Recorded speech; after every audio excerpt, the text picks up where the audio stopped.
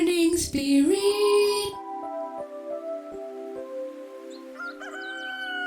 Selamat pagi, semangat pagi. Selamat pagi Bapak Ibu dan saudara-saudariku yang dikasih oleh Tuhan Yesus. Bertemu kembali di dalam Morning Spirit. Pagi ini kita akan belajar firman Tuhan dengan tema bahaya okultisme. Bahaya okultisme. Kekosongan rohani yang tidak terisi oleh kebenaran firman Tuhan sangat mudah dipengaruhi oleh kuasa dari roh jahat. Karena itu, isilah hidup kita dengan kebenaran firman Tuhan dan hadirat Tuhan. Istilah okultisme atau okult, saudaraku, diartikan mencakup secara luas hal-hal yang dianggap mistik, rahasia, tersembunyi, metafisik, sering juga dianggap berhubungan dengan perkara-perkara di luar indera biasa, saudara. Firman Tuhan melarang kita terlibat dalam okultisme, saudara. Melarang, saudara.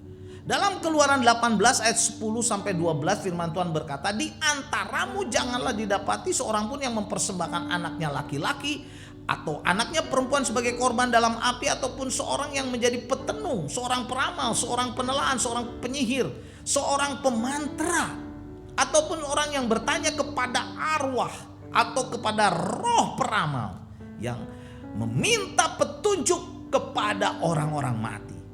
Sebab setiap orang yang melakukan hal-hal ini adalah kekejian bagi Tuhan, kekejian bagi Tuhan, saudaraku. Dan oleh karena kekejian-kekejian inilah Tuhan Allahmu menghalau mereka dari hadapan." Saudara, jangan sampai kita kompromi dengan okultisme. Okultisme sangat berbahaya. Bila kita hidup dan melakukan okultisme, kita sudah menyimpang dari kebenaran firman Allah. Ini adalah kekejian bagi Tuhan. Karena itu jangan kita melakukan ini, karena Tuhan sudah bisa menghalau kita, saudara. Karena sesungguhnya kita sudah menjadikan diri kita musuh Allah. Allah itu maha tahu, Allah itu maha besar, Allah itu maha mulia, Allah itu maha kuasa, saudara. Allah segala-galanya, ingin kita hanya setia kepadanya, setia kepadanya. Allah sangat menentang okultisme. Yakobus 4 ayat 4 berkata, "Hai kamu orang-orang yang tidak setia, tidakkah kamu tahu bahwa persahabatan dengan dunia ini adalah permusuhan dengan Allah?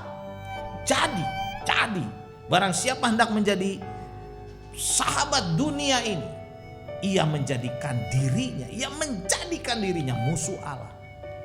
Saudaraku, memang sudah menjadi rahasia umum bahwa dalam kebudayaan timur, keterbukaan pada hal-hal mistik membuat masyarakat sangat terbuka pada pengaruh okultisme. Sangat terbuka. Pada umumnya hal-hal berikut ini dianggap, saudara, tercakup dalam okultisme. Dan kita jangan percaya, jangan mengikutinya, saudara. Karena kita punya Allah yang berkuasa, yang kita kenal di dalam nama Tuhan Yesus Kristus, saudara. Mari kita lihat, saudara, ada 6 yang ingin saya bagikan yang tercakup dalam okultisme. Yang pertama, spiritisme. Spiritisme adalah keyakinan bahwa manusia dapat berhubungan dengan orang mati dalam rangka mencari wahyu atau wangsit, saudara, dari dunia roh. Saudara, jangan lakukan ini. Yang kedua, clairvoyance. Keyakinan bahwa orang-orang tertentu memiliki kemampuan indera supranatural yang membuatnya sanggup melihat hal-hal di luar panca indera. Apapun itu, saudara, jangan kita ikuti ini. Ketiga, ramalan nasib. Ramalan nasib atau masa depan seorang dengan melihat telapak tangan, kartu, tanggal lahir, saudara, keris, pisau, daun teh dan sebagainya. Saudara, jangan percaya ke dalam ramalan nasib. Kita percaya nasib kita ada di dalam Tuhan Yesus Kristus. Amin ya, amin. Yang keempat, saudara, yang masuk dalam okultisme, astrologi, yaitu kepercayaan bahwa masa depan, saudara, dapat dibaca dengan mempelajari letak dan hubungan matahari, bulan, bintang-bintang dan planet-planet. Bagaimana, saudara? Yang menciptakan semuanya itu adalah Tuhan. Kita lebih percaya sama Tuhan, saudara. Kemudian yang kelima, horoskop, saudara.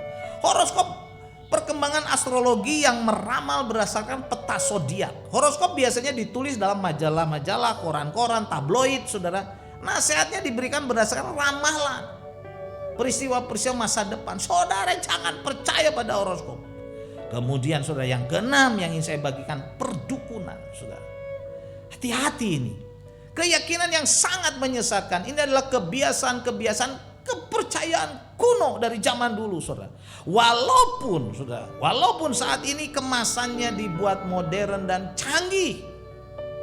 Dukun biasanya membuat suasana upacara, saudara, sehingga orang terpengaruh. Ada mantra saudara, dengan benda-benda yang dianggap mempunyai kekuatan gaib, dengan syarat-syarat tertentu, juga memakai kitab-kitab yang dianggap sakti. Sudah banyak orang tertipu, saudara.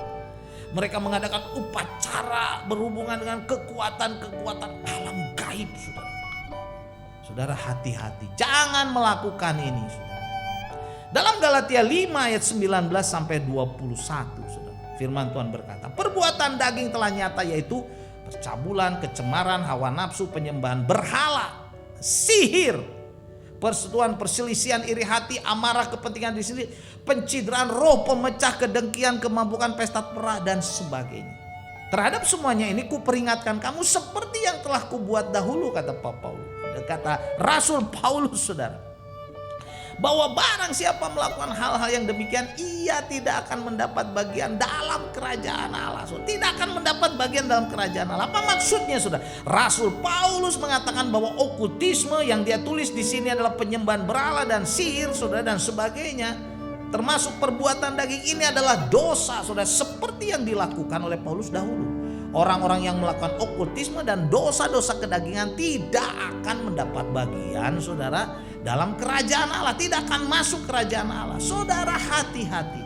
Karena itu marilah kita minta ampun kepada Tuhan Yesus yang penuh dengan kasih dan pengampunan, saudara. Tinggalkan semua dosa okultisme, dosa-dosa spiritisme, horoskop, ramalan, perdukunan. Kita nggak mau, saudara, bertanya kepada para dukun. Kita mau bertanya kepada Tuhan Yesus melalui kebenaran firman-Nya, saudara. Bertobatlah, saudaraku. Tinggalkan okultisme, supaya kita diselamatkan, disucikan dari dosa okultisme, dari dosa-dosa kedagingan oleh Tuhan Yesus. Serahkan dirimu. Jangan main-main dengan okultisme. Yohanes 3 ayat 16 sampai 17. Karena begitu besar kasih Allah akan dunia ini, sehingga ia telah mengaruniakan anaknya yang tunggal, supaya setiap orang yang percaya kepadanya tidak binasa, saudara, melainkan beroleh hidup yang kekal. Inilah nasib kita. Inilah rencana Tuhan supaya kita hidup kekal. Ngapain kita percaya kepada okultisme, saudara? Kita mau percaya pada Tuhan Yesus. Sebab Allah mengutus anaknya, yaitu Tuhan Yesus, ke dalam dunia bukan untuk menghakimi dunia, melainkan untuk menyelamatkannya oleh Dia. Puji Tuhan. Jadi Yesus datang untuk memberikan kepada kita nasib baik, saudara. Keberuntungan, keselamatan, saudara. Yesus datang untuk menyelamatkan kita semua. Mari kita serahkan semua hidup kita kepada Tuhan Yesus. Amin. Mari kita berdoa. Terima kasih Tuhan untuk kebenaran firman-Mu. Kami mau tinggalkan okultisme, perdukunan, spiritisme, dan kepercayaan pada roh-roh, pada setan-setan. Di dalam nama Tuhan Yesus kami berdoa. Amin. Amin. Bapak, Ibu, dan saudara-saudariku yang dikasihi oleh Tuhan. Bila kita diberkati oleh Morning Spirit ini, silakan klik like, subscribe, bunyikan loncengnya, dan bagikan kepada banyak orang. Sampai bertemu dalam Morning Spirit selanjutnya. Morning Spirit. Selamat pagi, semangat pagi.